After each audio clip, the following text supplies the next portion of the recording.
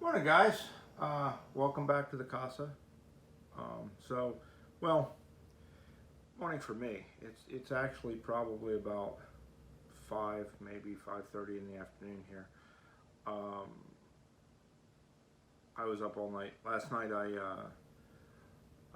needed a bit of a distraction, as I am sometimes want to do for many different reasons. Spent the evening until about 6 o'clock this morning canning beans. Um, Listening to music and sipping rum. So yeah, good night. But it was productive. What you see here is 19 pint jars of Fiesta pinto beans, and that recipe is one that I got off of Sutton Day's channel. I'll put a link. And it is 13 cans, or 13 pints of maple beans, which I got off of Wilhelm's Kitchen's channel. And I'll put that link up as well, and they'll both go down in the doobly-doo and what have you.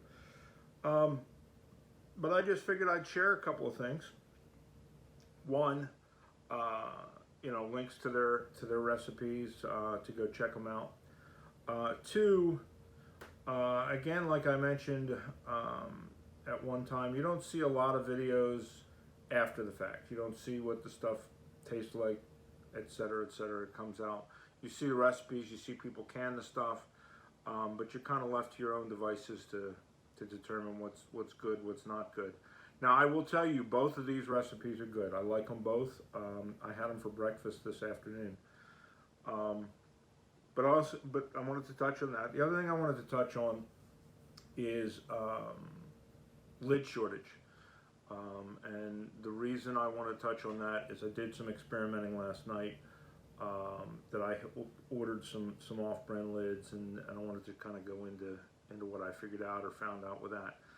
So, without further ado, let's go ahead and look at this first. So, like I said, I did 19 cans of Fiesta pinto beans, and man, it is a dirt simple recipe. It's pinto beans and Fiesta Ranch dressing dip mix you get from the store,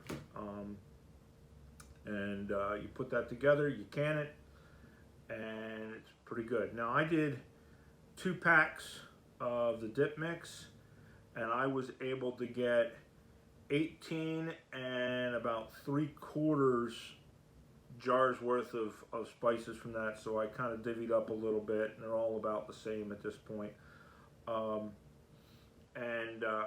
So I got a total of 19 pint jars out of that.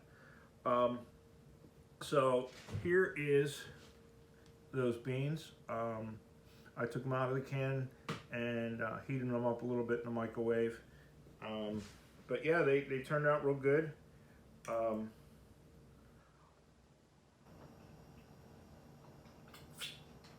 The beans themselves are not crunchy. Now, caveat to that, it's supposed to be, because they're pints, you process them for 75 minutes. I processed mine for an extra 5 to 10 minutes. One, because I just was not going to jump to the timer. Two, for something like this, I like a softer bean. I like something that's got a mush to it. Now, for certain things, I like a bean with a toothiness. So, you got to kind of adjust your times. Don't go below that, the minimum times, but, deal with it as you deal with it. I processed mine for a little bit longer because I wanted a softer bean. And I figured by doing that, that's what I would get. And they're great. So they are not an overpowering Fiesta Ranch taste. You have the pinto bean taste, but then you have a little bit of a flavor to it that's not pinto beans. Now, like I say, it's not overpowering. Maybe I would like it to be a little bit stronger, so maybe I cut down on the amount of cans that 2 packs make, and I double or I 1.5 times the dip mix. we'll see. Or maybe I add some heat to it. Maybe I'll put some chili powder in there with it or something like that. But overall, it's a nice, side dish kind of thing. I can definitely see zhuzhing these up and making refried beans out of them and stuff, which is one of the things that she mentions in her recipes. I guess they do that. They also use it as a meat extender. They put it on burritos, stuff like that. It's definitely good for that. It's got a little bit of a southwestern taste to it, but it's very slight. It's not overpowering at all. So yeah, I like them. The beans themselves are nice and soft, what have you. It's good to go. So I'm pretty happy with those. Now we'll see after eating 19 pints of it whether I still like beans or not. But right now, definitely it's gonna go on my shelves. It's gonna get used.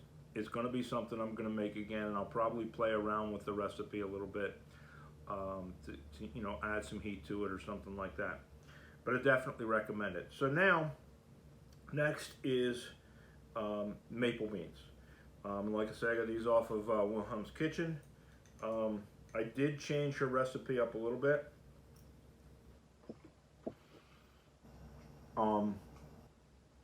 These are done with navy beans. Again, I processed them for a little bit extra time because with like a baked style bean, I like mine to be a little soft. These are a little more toothsome. They're just about right. Now that may be the difference in the texture of the beans. I don't think I processed them many different times. In fact, I know that some of the pinto beans I processed with these just because of room in my canner. I can do 16 at a time.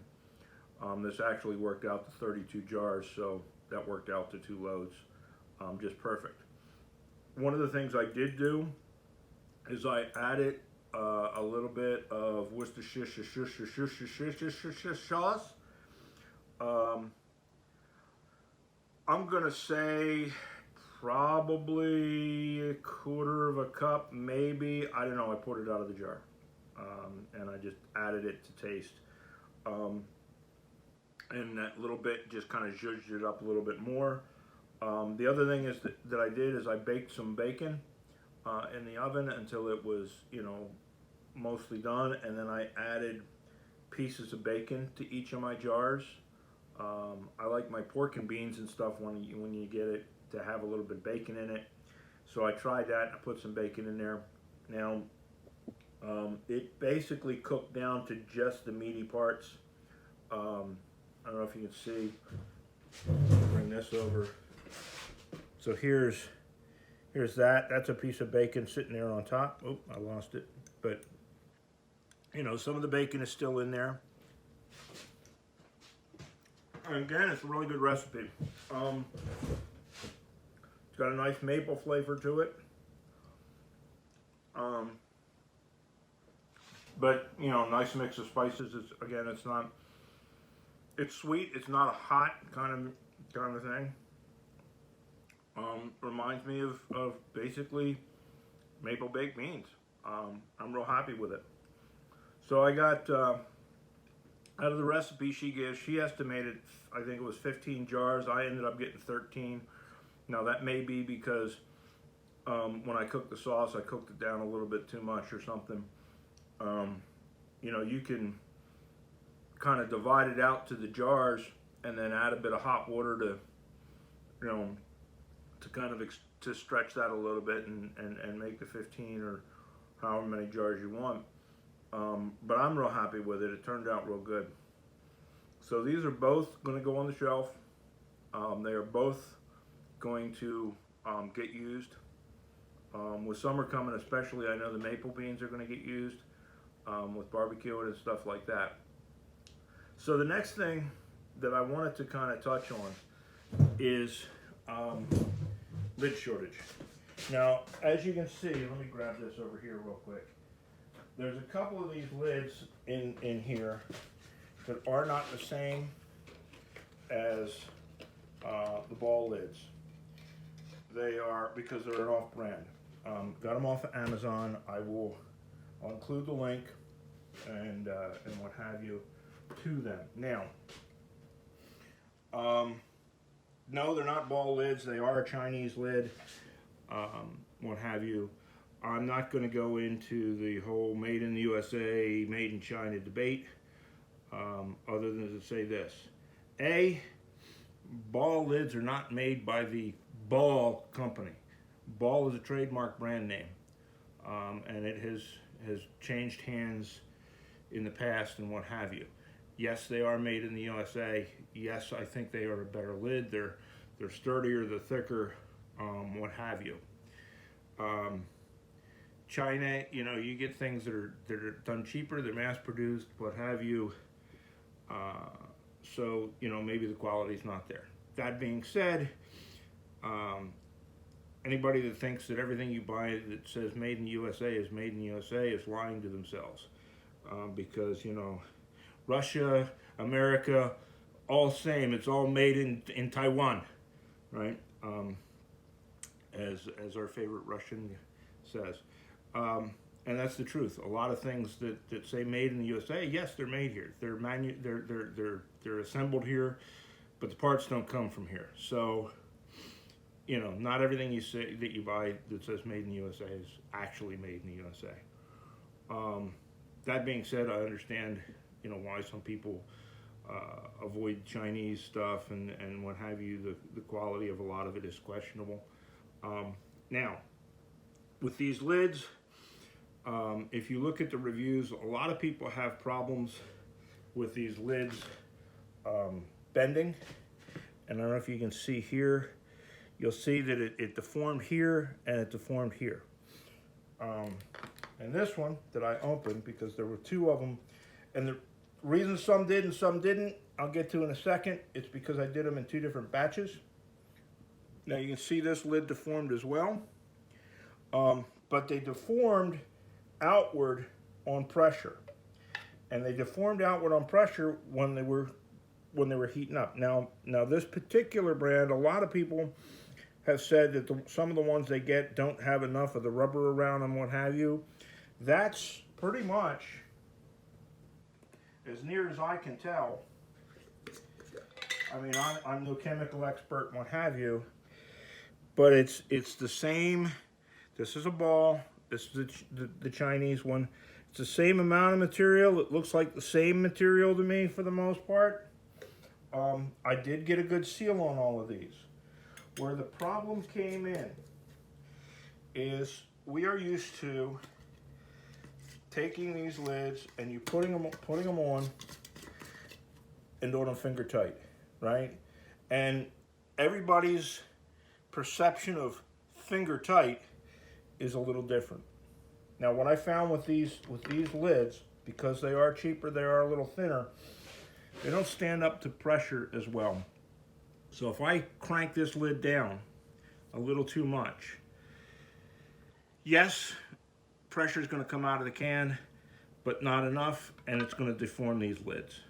So what I did on these ones is when I put it on, I just screwed it down until it touched, and I left it. I didn't crank on them the way I did with these two, where I put them down to finger tight. None of these three deformed, and they all got good seals coming out. So by not cranking the lid down, by just running it down until it touched, it seems to solve that deformation problem. Now, even though these deformed, they only deformed on the inside on this metal here. They did not deform outside on the ring. It did not prevent me from getting a seal on any of these. It's still, you know, a solid seal. If you take this off and you look at that ring, you can see it's depressed all the way around by the jar. It's sealed well. I wanted to try them on something like this that I could eat up in a hurry if they didn't seal, if they didn't go bad, before I tried it on something that was going to be a little more long term. But they seem to work for me. The price wasn't terrible.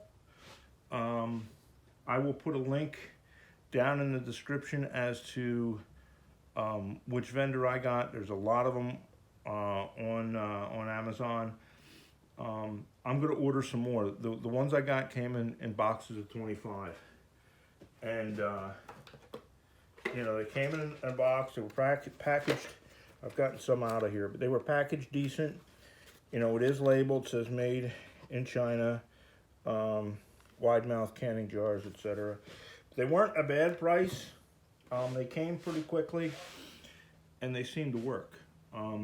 Now, I'm all for using the ball lids. Like I say, the metal's a thicker metal, holds up a little bit better, what have you. But you can't get them, you know. So it's either reuse old lids or find an alternative. And for me, for now, that's going to be the alternative. If anything changes and they don't ultimately pan out, I will certainly let you guys know in a follow-up video. But for right now, they seem to work. I did get some discoloration on the top of one of them, but that's as much an issue of my water here as it is anything else. I got real acidic, real hard water. It goes through my pipes like crazy. I've been slowly replacing all my copper pipes because I get pinholes in them all the time. And I'm changing over to PVC because of it. The water here is just lousy. But there it is. I just wanted to throw that out there. Like I say, I will put a link down at the bottom to Sutton's Days and Wilhelm's Kitchen. These were really good recipes. You know, beans, good for your heart. The more you eat, right? There you go. All right, guys. So you guys have a good day, and you know, stay loco out there. Bye.